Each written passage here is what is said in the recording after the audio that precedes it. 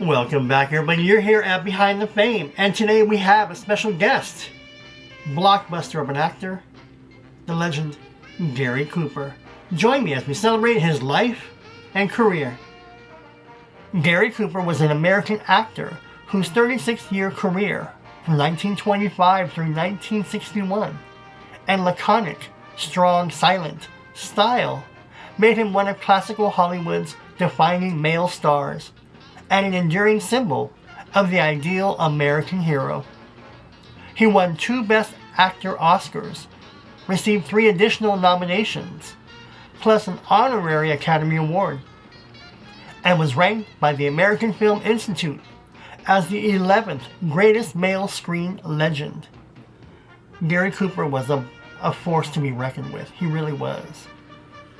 Cooper rose from extra and stunt writer in silent westerns to stardom with his first sound lead in The Virginian in 1929, then expanded into dramas and adventures such as A Farewell to Arms and The Lives of a Bengal Lancer.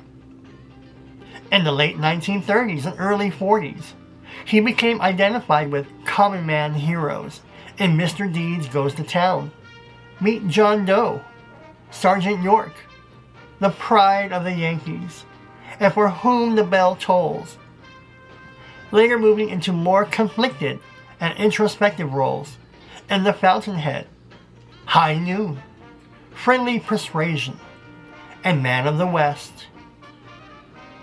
Born Frank James Cooper in Helena, Montana in 1901 to English immigrant parents, he split his youth between a Montana ranch and schooling in England, where his mother sought a British education for him.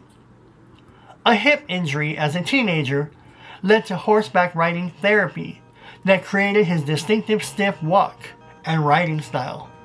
And after art studies and odd jobs, he drifted into stunt and extra work in low-budget westerns in Los Angeles. Cooper married socialite turned actress Veronica Balfe, Miss Sandra Shaw, in 1933. They had 1 daughter and remained married despite his well-publicized affairs, including relationships with Clara Bow, Lupe Velez, Patricia Neal, and others. A Republican with conservative leanings, he testified as a friendly witness before the House Un-American Activities Committee. He later converted to Catholicism, which shaped his final years and outlook near the end of his life.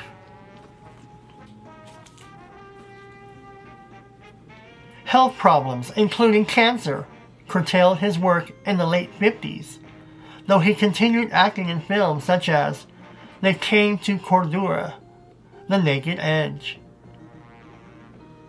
Cooper died of cancer in Los Angeles on May 13 in 1961. He was only 60.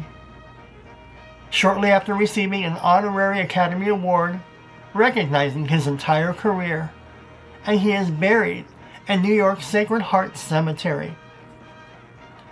Critics and colleagues praised his minimal, unforced acting, which relied on gesture, silence, and presence, rather than theatrical dialogue, helping define a screen image that appealed strongly to both men and women.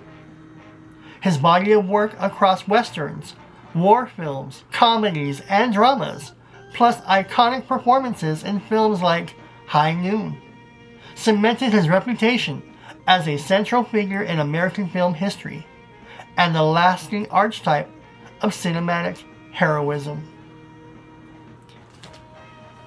That was the amazing, extraordinary life, brilliant actor, Gary Cooper. I love Gary Cooper. A lot of people love Gary Cooper. How do you not like Gary Cooper? I first discovered Gary Cooper in the early 70s, like 70, 71, when I first saw my first film of his, The Pride of the Yankees. And that was a great movie. We did it with Babe Ruth and the Lou Gehrig disease. And that was a remarkable film. He was amazing. As a little kid, he won me over. And then I saw High Noon. And then there are references to High Noon and Happy Days with Arthur Fonzarelli, the Fonz. He always liked James Dean and he liked Gary Cooper in High Noon. You know, he should have belted her one. So if you're a fan of Happy Days and Arthur Fonzarelli, you'll recognize that reference during High Noon and Gary Cooper and that woman. And he just says, you know, he should have belted her. So check out Happy Days and the episode with Fonzie talking about Gary Cooper and High Noon. No, but getting back to Gary Cooper. Wonderful, wonderful actor. Again, YouTube, you can find everything and anything. From audio interviews, I think there's a couple of a colorized clip of him walking with Clark Gable down the street of Hollywood. And but yeah, check out his movies. You can see clips, audio interviews, full movies of Gary Cooper, and you'll see just what a dynamic, outstanding actor he was.